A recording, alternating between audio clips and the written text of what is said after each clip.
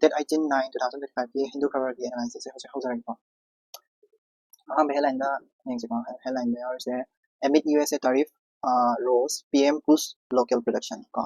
PMꯅ local productionꯁꯦ ꯍꯦꯟꯒꯠꯅꯕꯒꯤꯗꯃꯛꯇ ꯑꯩꯈꯣꯏ ꯍꯣꯠꯅꯖꯦꯅ ꯍꯥꯏꯕꯗꯨꯅꯤꯀꯣ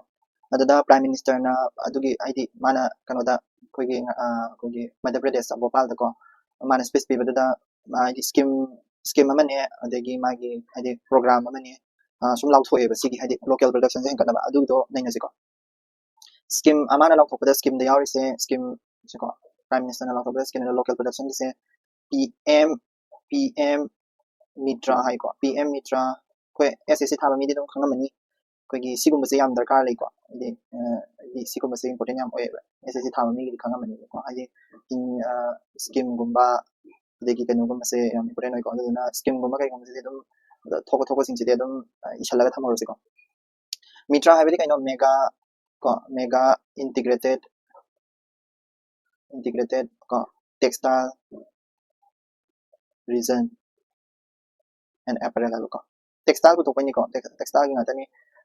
sisina PM park kana PM mitra park scheme sina tawde se kaina kanda sise ministry kan ngai makha da lege haragadi koigi ministry of textile makha da lege ko ministry of textile textile local production ni ko adi kano me pullaga thamnabagi park ni ko adi textile ki company or ama punna thamnabagi park ni ko adagi adum ning singo ministry of textile gi PM mitra park se kaino ana dum hangak taragadi integrated mega integrated textile region in apparel hai ni ko mitra se simple oina dum hangi ko si se kari maram gi na laina kari maram gi laina dum mari laina textile gira khot gira andagi karamba ministry gi makha da lai kholi adu siam simple oina hangi vision je kaino magi vision je kaino hara kanda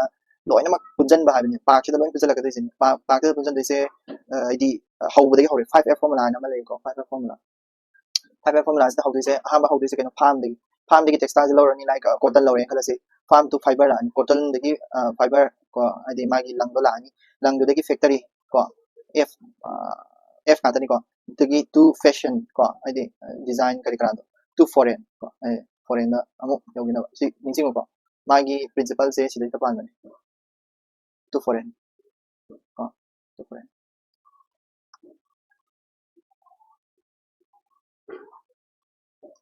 aduga B subada mana atopa mana lauthoise sisu textile gi ni ko textile nga tane mana lauthoiba kano jingse hadi scheme jingse hindi da haibe jini ko yamaru oise hindi di ko hindi gi kano hindi se patana khangjaga su hindi gi scheme jing yaro ko singse sidi loina ma meaning se khangda yar ko swas nari sasa ko parivar abhiyan sise akoina SNSPA hai ko ida hai se kano swat side di kano healthy hai bani ko healthy hai bani sigi art se khangga din yare nari adi woman ko adigi sasa kai taraga di empower hai ko empower da nupi empower da ngabin ko parivar adi family ko abhiyan adi program aduda yamaru adi se kaino hara kanda sida dum art pigre hindi fazana khangwa mi di sigi kano se pa ma tam dum kano se hadi program se kai ki program na dum khangani na nupi se family id family gi nupi hai sina lona sa ban ma to na khotana id nupi na khara id khoi mama wa gira mo gira section sai dana adu dana family se empower to in ayamana id makumata ugan ba degi laina tina gi sa ban ma to da hai be se khoi mama wa na yam oi gira adu ma do healthy oi tara ga di imung manung healthy oi doi ni mana id mana unhealthy ora ga khoi imung manung su nungai roi ko adu dana adu gum bagi ni ko id si gum ba id nupi sing ko family to ko kana chokala na gi da ma nupi sing sa ko healthy ohin bedun ko healthy oina ma sindi bedun program ni ko adu dani si se lauthoki mana ko lauthoka sing se si se lauthoka se mamang de dum lei de lei ko ni but tawada bu ko gi kai ni sigum se khara khangjal lo ko adi tigala ga sum khabar yaw sing sidi kari maram ni no kan minister gi no kar no sidi nationwide kind ministry lei ko abi program ni na si program ni na nationwide tor to ni adi national ministry si karam ministry makha lei no ko to no kam lei te just kano gi makha da dum pulap adi program ko de ma adi nupi ase empower to na bi da makta textile ba sa thadan ba bo gira amadu bo gira adi pesa to na ba to on ba bo gira like adu gumba me abi do yor ka ni ko yang asi next atopa headline sing kano da Supreme Court proposed jail for stubble burners not feasible say centers supreme court ka kanoga khana bagi ni ko stubble burn tawse stubble haidi kaino charu stubble burn tawbagi matang da supreme court khana bai ni adu na pe ding si kamai khana ri no adu ko so se haidi stubble burning se karamba state na hen marang kaina haidi kano to pau da ta matam da delhi da kogi smoke ka thoi ba adegi pollution air pollution yam thoi se stubble burning na ayam bani ka hai ko adubu kara scientist na di stubble burning na te ko te na ka hai but the stubble burning is one of the key factor ne ko adana stubble burning se koi karamba state yam tawali punjab ko haidi kano da haryana ko UP sida yam tawali ko sidagi kai tawge hara kan stubble burning se tawra kan da kogi toxic oiba haze thola ka din haze abadi kogi kai ni fun gi nusi taw fun me am yaw ba deposit tawra le ba da na ma kan da ubai ngam da bali chin ha ba dong tawra dum le ba da ni ko supreme court ka kogi government union government ka wari sana base kai tawge hara kan kamai tawge hara kan stubble burning taw kang ku sing se ko farmers sing se stubble burning who are doing stubble burning farmer who are doing stubble burning hai ko farmer who are doing stubble burning taw kang ku sing se mara leba ai matik cha bagi court ke chana PGC ne stubble burning se supreme court hai se ko kai na mo pollution to alimina adu mo ko government hai su in da mina ado kano na hai se na ma hai se stubble burning se prosecute taw se criminal oyen sin stubble burning taw da criminal oyen sin ko criminal prosecution taw sin adu di yaro sin ne ko kano na hai se na government union government hai se na kai na di farmers sin se loina ma thigalaga stubble burning taw mi kana mo thigalaga kamana not feasible hai di kamana faru dina mo criminal ne kamana hairu dina sin adu criminal hai da tara ga di ma hai se number 2 da ga da kan da uniform policy ma saw sin ne ai all country wide same na ma uniform policy ma ka saw sin ne policy do mo ka da kan union government na basically state government ke responsibility ni sin second responsibilities ai ke pu ai na ai gi responsibility na state government ki responsibility ni sin the farmers is stable ban taw dana ba ai de taw mi sin se court grey court ko thoga criminal proceeding taw ha ba do kari man ya dina hai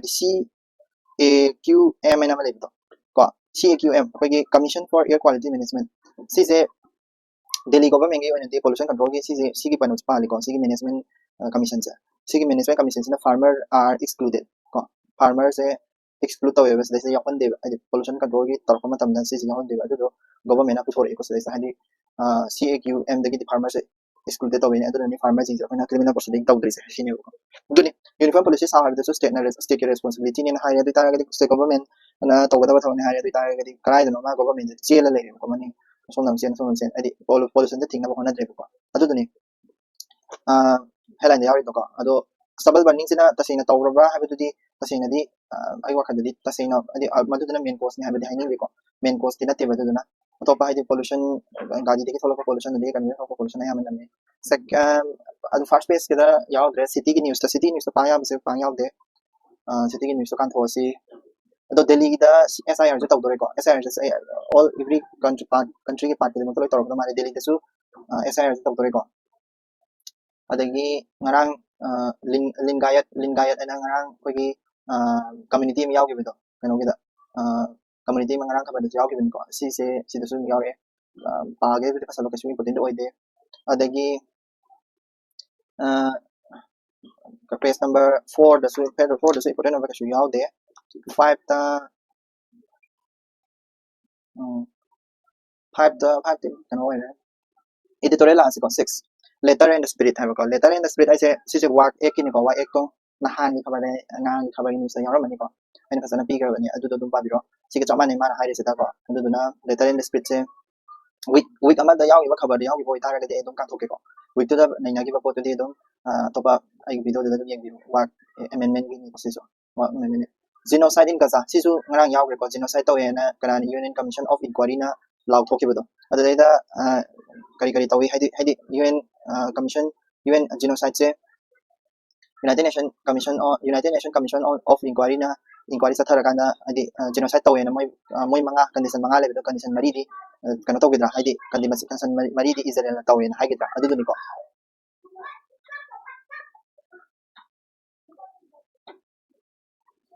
adu da sida siki Gaza gi siki kana da ICC adagi kano pan ba kaya ICJ adagi United Nation Commission on Inquiry hado moy ahum sige ay happy harang ko madada so ICC kana pan mani ko makada duga ꯍꯥꯏꯗꯤ ICC ꯁꯦ ꯀꯔꯤꯅꯣ ICJ ꯁꯤꯅ ꯀꯔꯤꯅꯣ ꯍꯥꯏꯕꯗꯣ ꯍꯥꯏꯐꯦꯠ ꯌꯦꯡꯖꯦꯕꯀꯣ ꯍꯥꯏꯗꯤ Indian ꯅꯠꯇꯦ International Court of Justice ꯍꯥꯏꯕꯁꯤꯒ ꯀꯣ International Criminal Court ꯍꯥꯏꯕꯁꯤꯒ ꯑꯗꯨꯒ ꯍꯧꯖꯤꯛꯀꯤ United Nations Commission on Inquiry ꯍꯥꯏꯕꯁꯤꯒ ꯃꯣꯏꯁꯦ ꯀꯔꯤꯗ ꯈꯦꯠꯅꯒꯦꯅ ꯑꯩ ꯍꯥꯏꯐꯦꯠ ꯀꯩꯅꯣꯃ ꯄꯤꯔꯝꯒꯦꯀꯣ ꯍꯥꯏꯕꯗꯤ ꯏꯖꯔꯦꯜꯒꯤ ꯃꯇꯥꯡ ꯄꯜꯂꯛꯄ ꯃꯇꯝꯁꯤꯗ ꯀꯟꯇ꯭ꯔꯤ ꯑꯃꯁꯦ ꯄꯅꯤꯁꯃꯦꯟ ꯄꯤꯕꯁꯦ ꯀꯅꯥꯅ ꯄꯤꯕ ꯉꯝꯒꯅꯤ ꯀꯅꯥꯅ ꯇꯧꯔꯒꯗꯤ ꯄꯅꯤꯁꯃꯦꯟ ꯄꯤꯕ ꯉꯝꯒꯅꯤ ꯍꯥꯏꯕꯗꯣ ꯍꯥꯏꯐꯦꯠ ꯌꯦꯡꯖꯦꯕꯀꯣ ꯑꯩꯈꯣꯏꯒꯤ 2 3 ꯁꯨꯕꯗ ꯀꯣ ICC ꯀꯣ ꯑꯗꯨꯒ ICC ꯍꯥꯏꯁꯦ ꯀꯩꯅꯣ International Criminal Court ꯍꯥꯏꯕꯅꯤꯀꯣ International Criminal Court ꯀꯣ ꯑꯗꯨꯒ ICJ ꯍꯥꯏꯔꯒꯅ ꯃꯥꯅ ꯍꯦꯛꯇ ꯂꯩꯕꯅꯤꯀꯣ ꯍꯦꯛ ꯀꯣ International Court of Justice ꯑꯗꯨꯒ amana ngasai hujikito ICO kari not sorry United Nations CO ko sina United Nations Commission of Inquiry haba ko United Nations Commission on UN Commission on Inquiry haba ko sidagi dum maming sidagi dum khangba yagre ko sisina criminal da khatang pangadaba court ni ko sisina justice habidi khanaraba matamda kanamana kana tawdoino haidi karamana chumdoino habido taknabagi da batani ko sina International Court of Justice sina criminal punishment pi nabagi ko ICC sina criminal punishment pi nabagi yengsi ko kai kana tawbo yawagi handa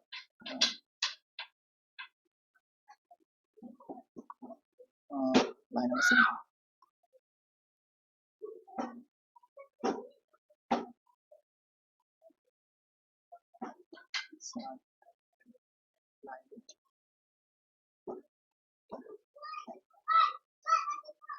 okay sidana koigi kedoge harakana ICC se kanai makhada lege haragadi koigi yana se ama Rome da sign tawbi ko Italy da Rome statute ana ko Rome statute se 1998 da sign tawgi sigi matungina koi country 123 mu henba ko asi se sign tawnaraga masi se International Criminal Court se da yawi ni ko si se kedoge da di koigi kano ICJ hai ta International Court of Justice ki da di kanai makhada lege haragadi UN gi makhada lege UN charter gi makhada ko UN Charter ki makhada leideni United Nations ki country khaduma ro yaw doini sida ko sisu samane United Nations ki makhada leideni kado ba United Nations ki Human Rights Commission na malai United Nations Human Rights Commission natraga United Nations Security Council na malai do adu makhada leideni ko adagi kado ga har kanda sigi International Court of Justice di kogi kayani criminal zing ko criminal abidi individual level da kano tawe id court se taw ya individual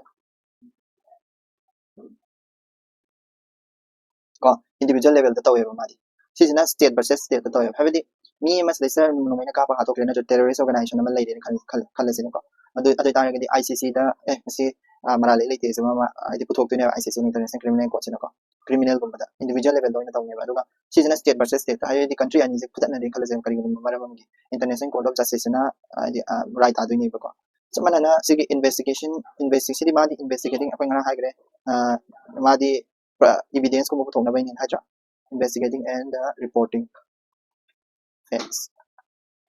ko duni ba hadi ngarang su mana mana investigator kan da Israel se mana le na thoi na tra hadi genocide ki adu ni ko moi gi function je ba adagi ICC di ko gi mai su genocide tawi ko genocide ni hat sai ba adagi war crime gi ko adagi crime against humanity gi da adum moi su dum hadi kana tawi aduna ni ICC na ko gi ICC na hujik se court moi gi court case ama sathari South Africa na case tor Israel ko Israel se genocide tawi aduna moi se punishment bi ona moi country hujik country se si aina haise ICC di individual level haise kaino individual level state level la yaw su yai ko aduga ICJ di individual level natural or state level or state level ko aduga CD ICJ di international level hadi state level da khatane no individual level no individual ko individual level da tawba yadi sis moi court of justice ko genocide crime against kari humanity ko adugumba da tawrak toini madi aduga सिदी कनो सिदी कोई treaty sign तौना खुदा मैंने हारे कोई water treaty गुम को हाइदे river water treaty गुम river नि येना बगी कोना बगी को अदु गुम साइन तौना को United nation the country the याव तारगदी अदु माइना ट्रीटी साइन तौना मतम दा अदिगी नत्रगा बॉर्डर इशू लेदना को बॉर्डर इशू गुम दा बॉर्डर याना द मतम दा सिगी ICJ जे अदुम लाखने हाइदे कोई बॉर्डर याना जे अदु मत मतम दा नोय खनगन खुदकनो काइन तौना बगी को अदिगी यूज ऑफ फोर्स हंदक कोई कंबोडिया का थाइलैंड का वार तौना गी मतम दा सिजे अदुम सटखिबनी को यूज ऑफ फोर्स हाइदे country ani marakta lan tona raba aduna su mana kanana chumi kanana lani hadu mana wayan duni ko adagi sidi moi sidi human right violation gumba ai human right violation gumba adu gumba da tawi ko sisi hoji genocide tawi do kaino koi gi kano da gaza da genocide tawi do kaino adu human right violation tawi ni dana ko adu human right violation gumba da sisi na ai kano to war crime gumba ko human right violation war crime ko adu gumba da tijanaba oi do ni basi su ko okay aduga last point amda haram ya haidi modi criminal conviction le criminal do kari do jail thamba yai bisi ko criminal conviction aduga sidi leite sidi just binding judgment adi country duna judgment do pui pu de do binding to raga de ko I in the ko in dragadi if not binding no ko not compliance ko not compliance to the target pa malengi mi adi UN the yaw ni UN mi khadi mana ko sanction gumba adigi United Nations Security Council gi moi gi countries sing na trade to bi da gumba trade tarif ka ban tham just mina sanction gumba tarok ne ma ko aduna ma di jail thamba gi kasu yaw de ko adi country level ni su tawre plus jail thamba ko padi yaw de prosecution do adana tarok tre moina adana tarok tre tar gi mo sanction thamba ko pa gumba taw de ko adigi sidi just ngasai gi United Nations Commission on Inquiry di moi di jail thamba ka punishment bi ba mo yaw de moi di punishment bi na te moi di thizen mane ko like ko gi ka ani CBI gumba thizen ma kang ko mane moi di report gumba puthorok ni reports ko the recommendation ko si taw ka have recommendation sida binding taw taw kya ngai ko mo di illustrate evidence collection ko yani na okay si tama le aduga cover da ai ama ka ko ngasi ki kwai maro ba important ba pona ma yaw ni ko gi Tamil Nadu da ngasai gi community case ama yaw da Karnataka case census ama yaw page number 3 da Karnataka case census ama yaw ko Lingayat Panchamalis decide on nomenclature hal ado case census to gi matang da ama ka hayam ni daw ni case census to not just Karnataka ka tagi nate ko just case census se kai no case census ai ja ko gi thaina yam tawramba census ama ni hujik taw drabo ko haidi kano gi caste system je caste ki machine je thi ba hai ta ko ko gi caste machine thi ba se bu thi ba caste machine thi ba se da ko gi British matam da tawram ko British matam da tawram ni British matam da dia ko gi even 1909 Moliminto gi da su ko gi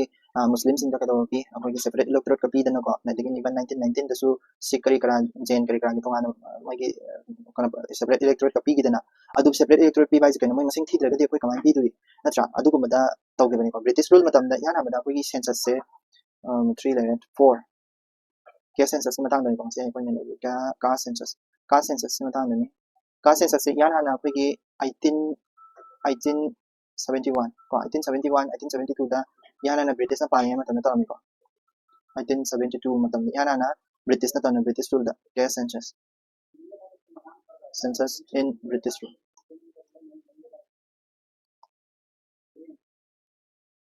ko kanai matam da WC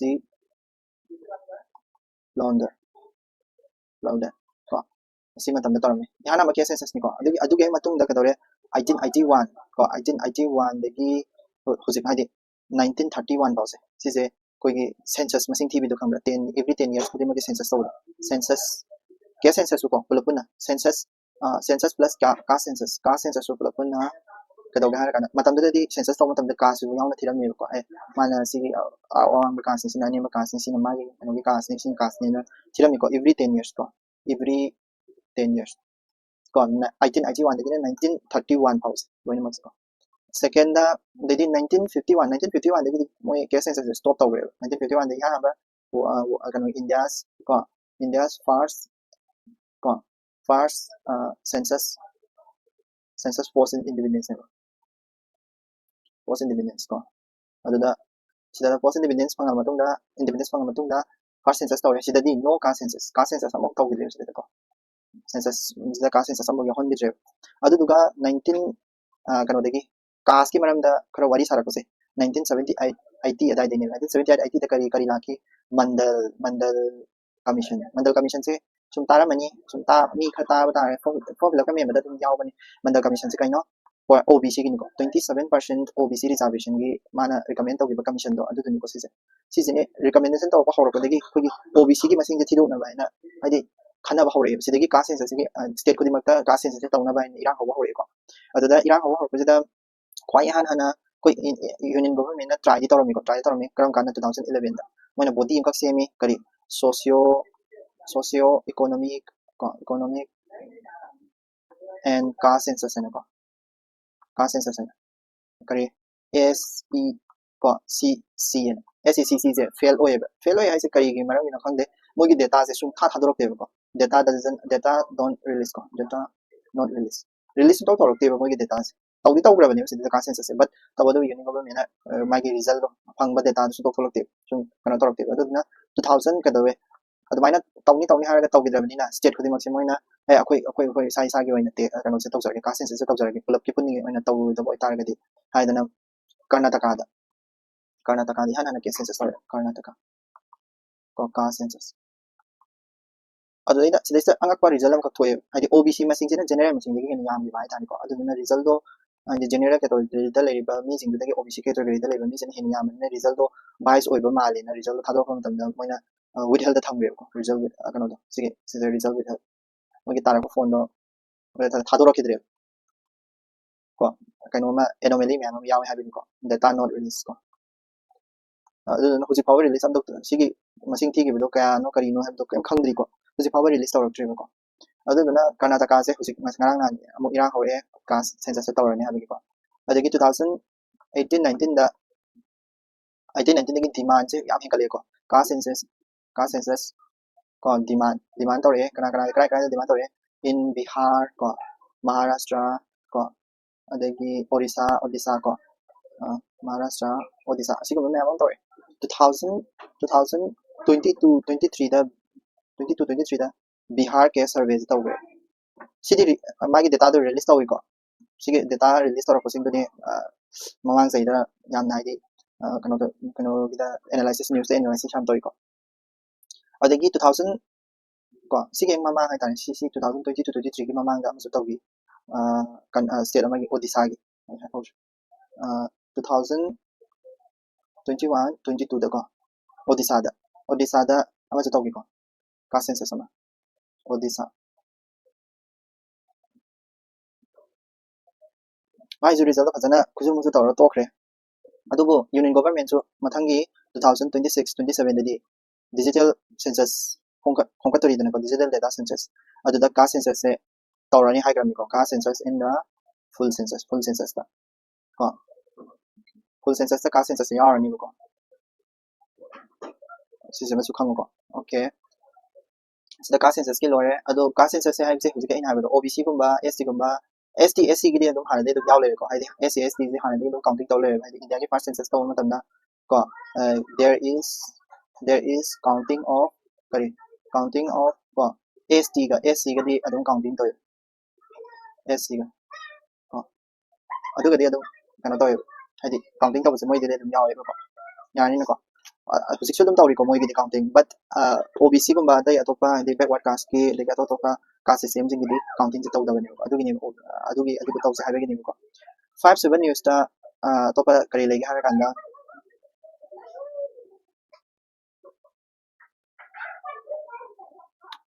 editorial da namulas ko editorial da judicial nuts following stuck legislative business kahina maru oide ko edi se sagi governor gi duni ai governor gi do mamangi kanada ngarang adum explain tawre ko adu duma lele let Geiger count not guess safe Iran action Iran gi magi kano gi duni ko sisi Iran gi nuclear power gi duni ko kaisu maru oide akoi Iran gi nuclear power gi kana basalunu hadi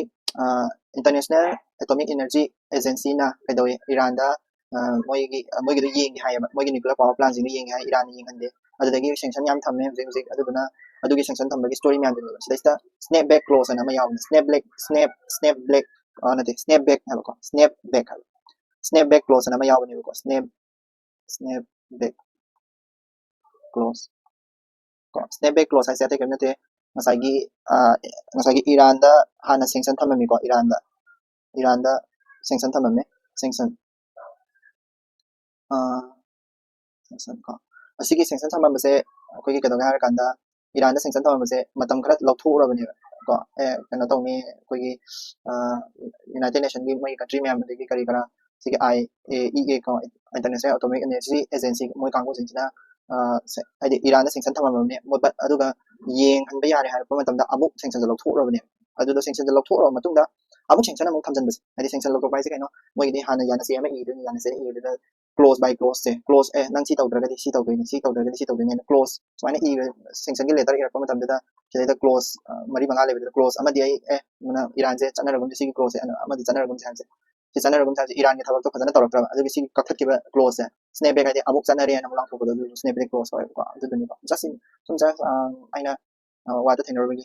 इसमें तो जमनी को अदु कैसे important होय Iran की पानी गदि तो पाव को सी लेट गाइड काउंटर नॉट गैस अदुगा सेफ ईरान एक्शन को अदुदु welfare at the mercy of a machine sisina akoigi kanogi asisu kachu important oide ko adi akoigi kanodi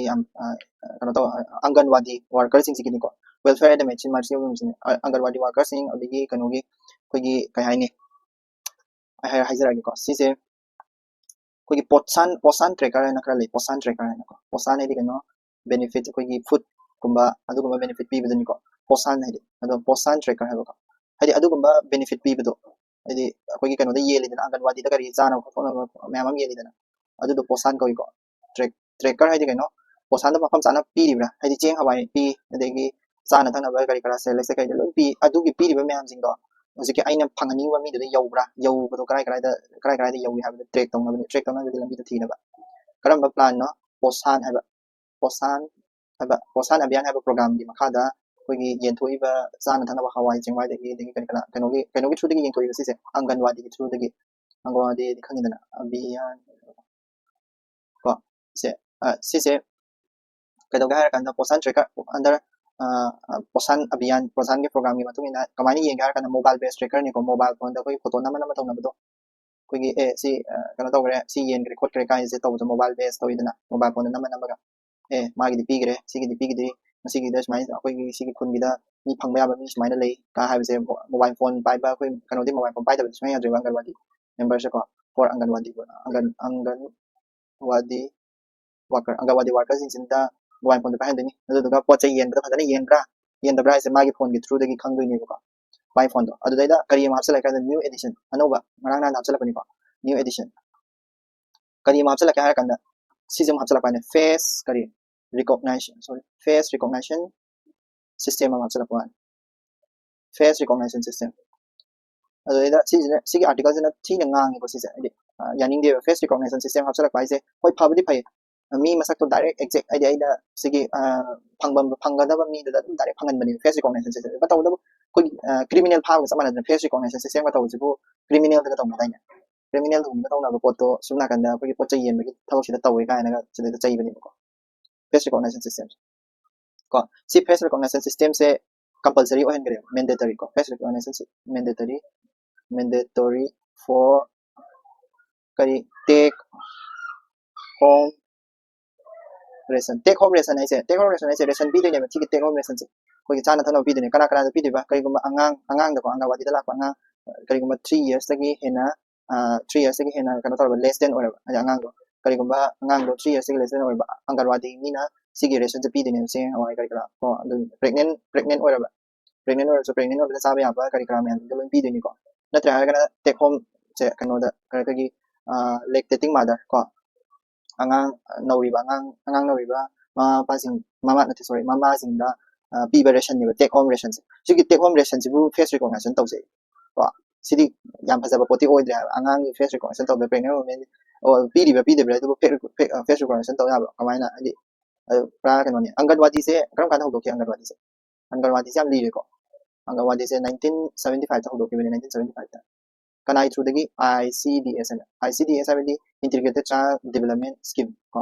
सिदगी होदोके अंगनवादी लोइ लेनि दन को विलेज ता अदुगी अंगनवादी सिंगसिना सिगी चाही अहुम प्रेग्नेंट वुमेन अदगी लैक्टेटिंग मदर से take home ration है पी दोने को मोई के रेशन करी नो कई नो लो यारमनी सुरमनी मोई दरकार लेबसिंग अदुदा पी दोनी अदुगी पीरिबा अदि टेक होम रेशन से पीना होना मत फेयर्स रिकॉग्निशन तौसी सिने नो हबसल लेस अनोबस अदो मेरिट डिमेरिट मैम ले मेरिट हाई तारगदे कोई मदुगी कानाबदी कइनो पोट हुरानदनबा लाइक कोई फ्रॉड कुंबा से को रिड्यूस फ्रॉड को फ्रॉड हाइबेदी हुरान चिति तौबदो अंदरे को अदगी मी अतोपना हाइदि सागदब फंगदब मी दना फंगदबिदा मी अतोपना फंगदो अदुदो हाइदि रिड्यूस अदबा को रिड्यूस लीकेज मी अतोपना फंगदो अदुदो हंदरनी और लोइना मले फदनी हासे यार को हाइदि फेस रिकॉग्निशन तौरमिना मी ओइदबा मी दि सिम्पी पी रोइदना अदुगो डिमेरिट हाइ तारगदि डिमेरिट हाइदि कानादबा डिमेरिट हाइ तारगदि कई कइनो हारगदि कोइगी टेक हैंडल तौबसे को easy to difficult to handle anganwadi worker ओइ तारगसो और बेनिफिशियरी दो ओइ तारगसो डिफिकल्ट दुम ओइने मोबाइल को सिना एप सिना डिफिकल्ट टू हैंडल को अदुदुना हेना प्रॉब्लम थोलकसु यायबा नत्रा हाइदि मोबाइल फोन फजन सिना मोबाइल फोन दि दरकार ले सि तौना वन तम अदगी लॉजिस्टिक हर्डर हाइ तारगदि कोइगी OTP का लाक्तोइने बसी फेस रिकॉग्निशन तौसे लॉजिस्टिक हर्डर लाइगा लाक्तेगा नत्रगा दु तौगे तौदेगा हाइदि OTP हाइस तबु खरा गनो तौइने सेक्योर अइनेदनको अदुदुना थबक तो याम थबक म्याम अम पीबदो अदुदुनिको अदगी हुजि हुजि लेबा प्रॉब्लम हाबिदि कनो सो हाइदि not focusing on real problem दि फोकस तौदे बिदा सिगुम्बा फेस रिकॉग्निशन करी करा जिदा तो फोकस तौ लेरे हाइदि not हाइदि poor quality of food poor quality of ration लेबा अदुददि चेक तौगे दि हाइड्रगा कदवा सिगुम्बा कनो कगी कयानि नामना हाइदि हुरान जिंति तौगदा पोचिंग जिदा तो खलपिदनि फेस रिकॉग्निशन का तौदना अदगी poor quality irregular supply हाइदि पोचै जे फजना पी देबा मोइगी कनो सप्लाई पीबसे खरा नुमित को था मन पिरामनि था ते मरि मुतो थोनि माइ तौवे को अदगी कदवा कोइगी inadequate budget सु inadequate ओइबा budget सु को अदुनि corruption याम वांगे को corruption ओके सिसिंगसे दम मागी डिमेरिट्स नि डिमेरिट असिगुम्बा प्रॉब्लम से सॉल्व तौगेदि लेतदना सिगुम्बा फेस रिकॉग्निशन हबसन बखसन बसदा कनो तौ लेको अदुना पोशन स्कीम से आइदि पोशन स्कीम मतंग दनि को आइदि वारि साइंस अदगी अतोपा न्यूज़ मथंग नेक्स्ट न्यूज़ ते येंग सिको टेक्सन का टेक्सटा सुप्रीम कोर्ट ना वाक लो की मतंग वाक लो से आइना साइजा बदो नहाला के नो आई तौ सकरम को अदुदा येंग वीडियो तो अदगी a little resistance in Malabar region during the run up to independence सिगी a little non resistance अबदि कनो कोगी ब्रिटिश के मतम द इरांग होगी बदा सिगी Malabar resistance आई हार के को सिगी एक्सप्लेन तो करके सबेन सुबदा कोगी Malabar resistance आइना लेरम Malabar resistance सिसे कनागी मायोक तनो हाबदुनि हिस्ट्री दको याम बांगना खंगदबा पोरदनि हिस्ट्री अखोय सिसे हिस्ट्री दासन मेको हिस्ट्री की अनप्रेडिक्टेबल याम ओइको जिको Maplia or Mopla rebellion हारगसु खंगने गसिसे rebellion मखलमने कनाय मतक होबा कोइगी सिसे करम कांदा तौगिबन हारगदि 1921 22 दा अदुदा कदोगा हारगन पीजेंट सिंग तौगिबन को पीजेंट मूवमेंट सिसे को पीजेंट अगेन discontent लैंडलॉर्ड सिंग दा discontent को against landlord कइनो लैंडलॉर्ड ना तौबा थबक सिंग याम पेन बन दबदि पीजेंट सिंग इरांग होबा अदुगुमदनि को Malabar हाइसे केरला को केरला दा इरांग होबो तो लदनि को जस्ट ममिंग से तो खंजंग रो को हाय पखादा हंगदि हाबा वानि को अदि सिसे कागी रिवॉल्यूशन पीजेंट की revolution which one of the following is the peasant revolution which occurred in Kerala तारगदि बाइना खोपे यादनि को 7 8 सुबदा अतोपा पाव फसबा मखादा दि यावद्रे टेक्स एंड कॉन्टेक्स्ट अदगी बुक की द लेरे text and context page number 10 दा EU गा India partnership set for upgrade साइ को EU गा इंडिया के पार्टनरशिप से सदैस्ता प्ले तौना मतम सिदा मोइना हाइसे अखोइगी कनो सिदा अखोइगी इंडिया की साइड तगी याम रिस्ट्रिक्शन थमेन हाय रिस्ट्रिक्शन आइदि EU गा ट्रेड तौना से EU दे फ्री ट्रेड तौरागा अखोइ इंडिया दे ट्रेड तौसे रिस्ट्रिक्शन याम थमेन हाय प्रॉब्लम तो अमा पल्लबन मान क्वालिटेटिव कंट्रोल ऑर्डर है अमा पन्ननि को क्वालिटेटिव कंट्रोल ऑर्डर से BSI हाबदि bureau of Indian standard act 2016 की मखादनि मीनिंग दि कनो हाय कनो क्वालिटेटिव कंट्रोल ऑर्डर हाइसे कनो हाय कनो अखोइगी पोट मपालम दे पोट थाजलक से अखोइगी क्वालिटी कंट्रोल बोर्ड सिगी क्वालिटी कंट्रोल ऑर्डर सिना तौरगा चिंग येंगसनदुनि बको अदुगी येंगसनबदुनि को मा हाइनिंगसे हाइदि अदुगी येंगसनबदो अदुदुना ngसागी बारियर अम ओइ हाइबको EU गा इंडिया गा भी मोगी ट्रेडिंग तौब मतमदा अदुदुगी मतंग दु यावबनि पारगा दु येंबियो याम पखागी दि पुटेन नते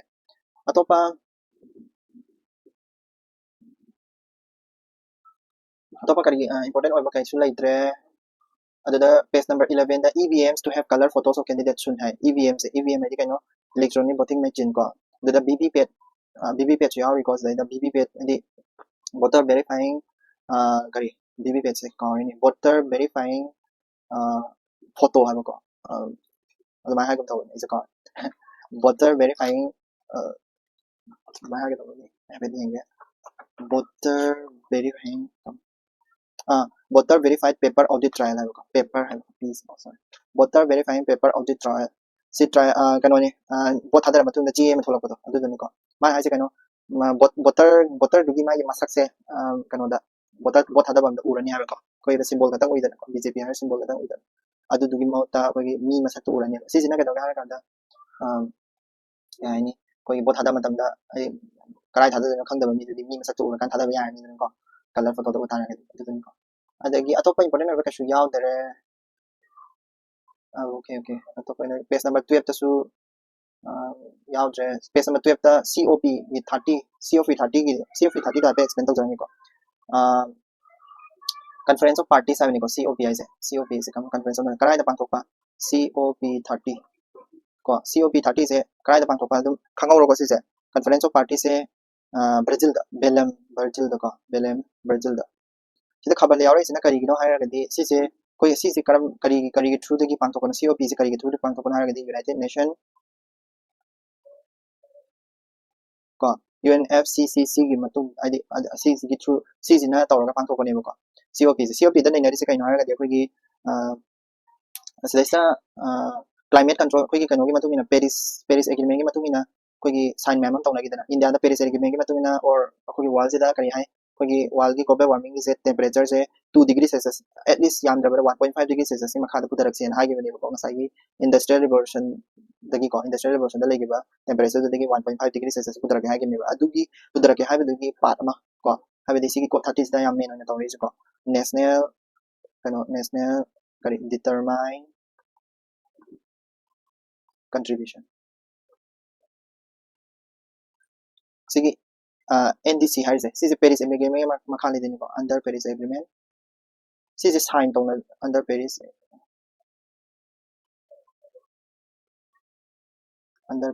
agreement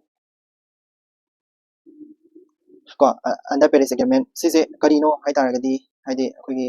voluntary ne si voluntary oina sign tawna ba ne ko voluntary ko climate action plan ne climate action plan for each state the state kudimaki for each country ko for each country kudimaki magi adi koi gi developing countries sing carbon emitting tawriba countries sing se ayama gi mo gi climate action plan ama khak sem ga pikhana ro haibu ne adu ne national determine contribution na mo CM khatoi voluntary oina pideni ko aduga chahi kudingi na te mari submit tawdu se every 5 submitted every 5 years kudingi huji pawa dum tawrai ni ko submitted every 5 years hadi submitted every 5 years yani ko chahi ma kudingi handa COP 30 jeda submit tawba tai national determine contributions adu country am ta submit phajana tawrak tri ba khangba adu dugi adi COP gi se problem ama kana thoi ba adi si je submit tawra ba ni national determine contributions submit phajana mi am ta tawrak tri ba ko adi mogi action plan je am ta leina da ba ta tawdo adu duni ko adu duna adi leina da ba gi ta tawramina sai gi COP je phajana tawda tawra hojik se system am nari ko next akogi top court 6 CBI probe into tiger pouncing ring ko tiger pouncing tawba mi gi maram da thigana ba CBI da ko CBI da sina ba gi matani ko sidaista pora ka thing ne na ko akogi ward am khak sidaista 9 su da bone blue ena bone blue tiger gi ko bone blue for tiger this is Chinese traditional medicine ni ko Chinese kare traditional Chinese medicine this is kg da akogi 10k dollar mu pi ko 10k dollar ti jar pesa kg da 10k dollar ga yo le sis tiger hala kan tiger do hala kan da puthok to ba glue ne ba khamla tiger gi saru de moina hai se si asma ko na ba da du ko da phai ko le ka yam hai ba ko scientifically proof to ba yam proof to dri ba adu do si maman yam tang yo le ba ko du du na te adi ka ni kg da 10,000 dollar en yon lai jing adagi atopa pa ma da atopa pa ma ko 30 gi le re business da so important ko ba ka shu yaw de ꯑꯗꯨꯗ first round of FTA talks with Russia block ꯍꯥꯏꯔꯒ EAUA ꯑꯃ ꯌꯥꯎꯗ꯭ꯔꯥ ꯑꯗꯨꯒꯤ EAUA ꯗꯣ ꯀꯔꯤ ꯍꯥꯏꯅꯣ ꯍꯥꯏꯕꯗꯣ ꯍꯥꯏꯐꯦꯠ ꯍꯥꯏꯔꯝꯒꯦꯀꯣ 10 ꯁꯨꯕꯗ EAUA ꯍꯥꯏꯗꯣ economic organization ꯑꯃꯅꯤꯀꯣ EAUA ꯍꯥꯏꯕꯗꯤ ꯀꯩꯅꯣ Eurasian Economic ꯀꯣ Economic Union ꯍꯥꯏꯕ ꯁꯤꯁꯦ ꯔꯁꯤꯌꯥꯅ ꯃꯦꯟ ꯑꯣꯏꯔꯀꯥꯟꯗ ꯔꯁꯤꯌꯥꯒꯤ ꯍꯥꯏꯗꯤ ꯔꯁꯤꯌꯥꯒꯤ ꯃꯅꯥꯛꯇ ꯂꯩꯕ ꯀꯟꯇ꯭ꯔꯤ ꯈꯔꯒ ꯇꯧꯕꯅꯤꯀꯣ ꯃꯣꯏ ꯃꯦꯟ ꯑꯣꯏꯅ ꯌꯥꯎꯔꯤꯁꯦ ꯀꯅꯥꯅꯣ ꯍꯥꯏꯗꯤ ꯀꯩꯅꯣꯗꯤ ꯔꯤꯖꯅꯦꯜ ꯑꯣꯔꯒꯅꯥꯏꯖꯦꯁꯟ ꯃꯤꯅꯤꯡ ꯑꯩꯈꯣꯏꯒꯤ ꯀꯩꯅꯣꯒꯤ ꯇꯥꯏꯞꯇ ꯑꯩꯈꯣꯏꯒꯤ ꯏꯟꯗꯤꯌꯥ ꯌꯥꯎꯕ ꯑꯃꯁꯨ ꯂꯩꯗꯥꯏꯅꯦ ꯑꯩꯈꯣꯏꯒꯤ ꯔꯤꯖꯅꯦꯜ ꯑꯣꯔꯒꯅꯥꯏꯖꯦꯁꯟ ꯑꯃ ꯕꯤꯝꯁꯇꯦꯛ ꯑꯗꯒꯤ ꯀꯩꯅꯣ ꯈꯔ ꯂꯩꯗꯅꯀꯣ ꯑꯗꯨꯃꯥꯏꯅ ꯇꯧꯕ ꯔꯤꯖꯅꯦꯜ ꯑꯣꯔꯒꯅꯥꯏꯖꯦꯁꯟꯅꯤ ꯔꯁꯤꯌꯥꯒꯤ ꯔꯣꯝꯗ ꯂꯩꯕꯀꯣ ꯔꯤꯖꯅꯦꯜ ꯑꯣꯔꯒꯅꯥꯏꯖꯦꯁꯟ ꯑꯗꯨ ꯈꯛꯇꯪ ꯈꯪꯉꯣ ꯃꯥꯁꯦ ꯏꯀꯣꯅꯣꯃꯤक ꯑꯣꯔꯒꯅꯥꯏꯖꯦꯁꯟꯅꯤ ꯍꯥꯏꯗꯤ ꯄꯩꯁꯥ ꯅꯨꯡꯁꯥꯒꯤ ꯑꯣꯔꯒꯅꯥꯏꯖꯦꯁꯟꯅꯦꯕꯀꯣ ꯔꯤꯖꯅꯦꯜ ꯑꯣꯔꯒꯅꯥꯏꯖꯦꯁꯟꯅꯤ ꯀꯔꯝꯕ ꯌꯥꯎꯗꯣꯏꯕ ꯁꯤꯗꯩꯁꯤꯗ ꯔꯁꯤꯌꯥ ꯑꯃ ꯌꯥꯎꯔꯅꯤ ꯔꯁꯤꯌꯥꯒꯤ ꯍꯦꯛ ꯑꯩꯈꯣꯏꯒꯤ ꯃꯈꯥꯗ ꯂꯩꯕ ꯀꯖꯥꯛꯁꯇꯥꯟ ꯌꯥꯎꯔꯅꯤ ꯃꯈꯥꯗ ꯂꯩꯕꯅꯤꯀꯣ ꯀꯖꯥꯛꯁꯇꯥꯟꯁꯦ ꯔꯁꯤꯌꯥꯒꯤ ꯍꯦꯛ ꯃꯈꯥꯗ ꯑꯦꯁꯤꯌꯥꯗ ꯂꯩꯗꯣꯏꯅꯤ ꯑꯗꯨꯒ ꯀꯖꯥꯛꯁꯇꯥꯟꯒꯤ ꯍꯦꯛ ꯃꯈꯥꯗ ꯑꯃꯨꯛ ꯀ꯭ꯔꯤꯛꯁꯇꯥꯟꯁꯦ ꯂꯩꯅꯦꯕꯀꯣ ꯀ꯭ꯔꯤꯛꯁꯇꯥꯟ ꯑꯗꯒꯤ ꯌꯨꯔꯣꯞ ꯂꯣꯝꯗ ꯆꯠꯂꯁꯦ ꯌꯨꯔꯣꯞ ꯂꯣꯝꯗ ꯑꯩꯈꯣꯏꯒꯤ ꯕꯦꯂꯥꯔꯁꯇ ꯂꯩꯅꯤ ꯌꯨꯔꯣꯞ ꯂꯣꯝꯗꯀꯣ ꯕꯦꯂꯥꯔꯁ ꯑꯗꯨꯒ ꯌꯨꯔꯣꯞ ꯍꯥꯏꯗꯤ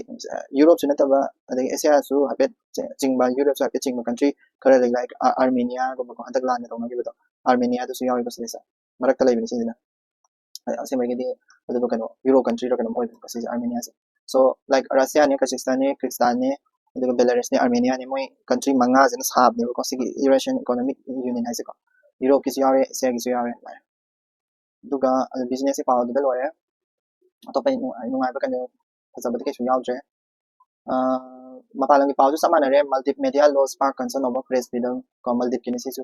ꯑꯩꯈꯣꯏ ꯀꯩꯁꯨꯗ ꯏꯝꯄꯣर्टेंट ꯑꯣꯏꯗꯦ ꯑꯩꯈꯣꯏꯒꯤ ꯏꯟꯗꯤꯌꯥꯗ ꯏꯝꯄꯣर्टेंट ꯀꯩꯁꯨ ꯑꯣꯏꯗꯦ ꯕ꯭रिꯇꯤsh pull out all stop to as it tries to win over Trump during his second state visit ꯁꯤꯁꯨ ꯀꯩꯁꯨ ꯏꯝꯄꯣर्टेंट ꯑꯣꯏꯗꯦ India to start pilot project in Venezuela ꯃꯔꯤ ꯐꯒꯠꯂꯛꯄꯒꯤ ꯃꯑꯣꯡꯗꯅꯤ ꯎꯠꯂꯤꯁꯦ Greece set to add a fourth French frigate in its fleet ꯌꯥꯔꯦ ꯁꯤꯗꯩꯗ ꯏꯝꯄꯣर्टेंट ꯑꯣꯏꯕ ꯀꯥꯏꯅ ꯌꯥꯎꯗ꯭ꯔꯦ ꯑꯇꯣꯞꯄꯗꯤ ꯁꯤꯗ ꯂꯣꯏꯁꯤꯜꯂꯁꯤꯀꯣ ꯁꯤ ꯈꯕꯔꯁꯦ Thank you so much. Have a great day.